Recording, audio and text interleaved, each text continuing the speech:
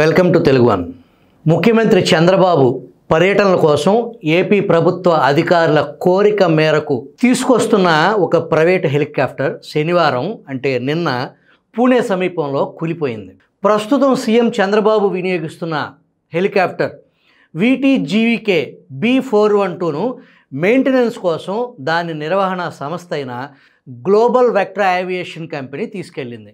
దాని స్థానంలో మరొక హెలికాప్టర్ పంపాలని AP aviation and protocol department coordinator ఆఫీసర్గా విధులు నిర్వహిస్తున్న నరసింహారావు ఒత్తిడి తెచ్చినట్లు తెలిసింది. దీంతో VTGYI-AW139 హెలికాప్టర్ ఆ సంస్థ నిన్న పంపింది. ఇందులో 15 సీట్లు ఉంటాయి. ఈ హెలికాప్టర్ శనివారం మధ్యాహ్నం 3 గంటలకు హైదరాబాద్లో బయలుదేరి సాయంత్రం 4:15కి విజయవాడ చేరుకోవాల్సి ఉంది.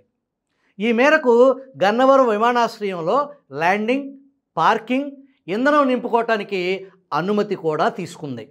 వాస్తవంగా ఈ హెలికాప్టర్ కూడా మెయింటెనెన్స్లోనే ఉందని, అది పూర్తి కాకుండానే తీసుకురమ్మని కోఆర్డినేటింగ్ ఆఫీసర్గా విధులు నిర్వహిస్తున్న నరసింహారావు ఒత్తిడి చేయటమే ప్రమాదానికి ప్రధాన కారణం అనే విమర్శలు వస్తున్నాయి. ఈ ప్రమాదంలో హెలికాప్టర్ పైలట్కి తీవ్ర గాయాలయ్యాయి. కో పైలట్, 2 సిబ్బంది స్వల్పంగా గాయపడ్డారు. ఈ హెలికాప్టర్ ముంబై నుంచి హైదరాబాద్ మీదుగా విజయవాడ చేరుకోవాల్సి ఉంది. శనివారం మధ్యాహ్నం ముంబైలో బయలుదేరింది. మధ్యాహ్నం 2 గంటల సమయంలో పూణేకు 35 కిలోమీటర్ల దూరంలో ముర్షీ తాలూకాలోని కోందువాలే గ్రామం వద్ద ప్రతికూల వాతావరణం కారణంగా నేలకూలినట్లు తెలుస్తుంది. భారీ వర్షం, వాతావరణం అనుకూలంగా లేకపోవడంతో హెలికాప్టర్ను కిందకు దించేందుకు పైలట్ ప్రయత్నించగా అది చెట్టును ఢీకొట్టి కూలిపోయినట్లు సమాచారం. తీవ్రంగా గాయపడిన హెలికాప్టర్ పైలట్ కెప్టెన్ ఆనంద్ ఆసుపత్రిలో చికిత్స పొందుతున్నట్లు పోలీసులు తెలిపారు. స్వల్ప గాయాలైన VR భాటియా, అమర్దీప్ సింగ్, SP రామ్ పరిస్థితి నిలకడగా ఉందని తెలియజేశారు. ప్రమాదం జరిగిన ప్రాంతానికి director general of civil aviation బృందం వెళ్ళింది. ప్రమాదానికి గల కారణాలపై ఈ బృందం ప్రాథమిక విచారణ జరుపుతున్నట్లు అధికారిక వర్గాలు తెలియజేశాయి. అసలు ఎవరి Andhra Pradesh aviation coordinator officer Narasimha Rao? Aviation విభాగంలో అనుభవం ఉందా అంటే 0.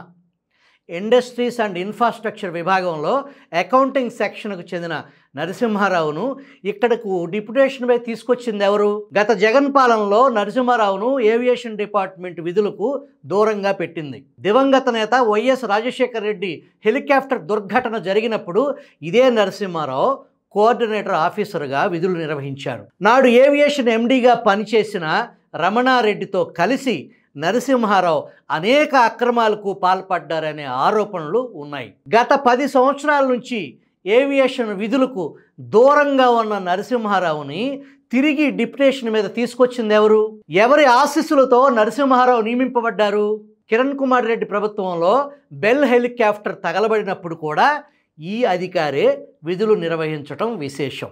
సాధారణంగా ఏవియేషన్ అండ్ ప్రోటోకాల్ విభాగంలో ఆర్మీ, ఎయిర్ ఫోర్స్ అధికారులను డిప్యుటేషన్పై తీసుకొచ్చి రాష్ట్రంలో ఏవియేషన్ బాధ్యతలు అప్పచెబుతారు. దానికి ప్రధాన కారణం లాజిస్టిక్స్లో ఆర్మీ, ఎయిర్ ఫోర్స్ అధికారులకు అపారమైన అనుభవం ఉండటం. ఏ మిషన్ ఏ కండిషన్లో ఉంది, వెసల్కు సంబంధించిన సాంకేతిక పరిజ్ఞానం వారికి తెలిసి ఉండటం, ప్రోటోకాల్ విధుల నిర్వహణలో నిక్కచ్చిగా ఉండటం, విధి నిర్వహణలో క్రమశిక్షణ కలిగి ఉండటం. అటువంటి అధికారులను డిప్యుటేషన్పై పిలిపించకుండా అకౌంట్స్ విభాగంలో పనిచేసే వారికి విధులు అప్పచెప్తే పరిస్థితులు ఇలాగే ఉంటాయి అనే విమర్శలు వస్తున్నాయి. నాడు వైఎస్ రాజశేఖర రెడ్డి ప్రయాణంలో వాతావరణం అనుకూలంగా లేదు.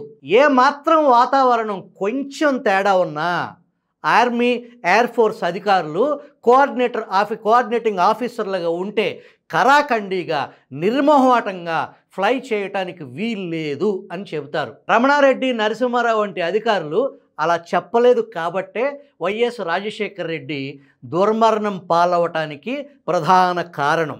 మీడియా బాధ్యతగా జరుగుతున్న జరగబోతున్న తప్పులను ప్రభుత్వాల దృష్టికి తీసుకురావటం మీడియా బాధ్యత.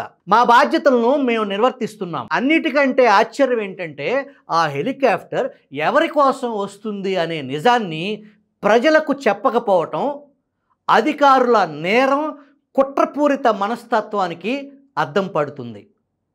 ప్రమాదానికి గురైన హెలికాప్టర్ ఆంధ్రప్రదేశ్ ప్రభుత్వం కోసం బయలుదేరిన పచ్చి నిజం ఆధారం తెలుగు వన్ సంపాదించింది.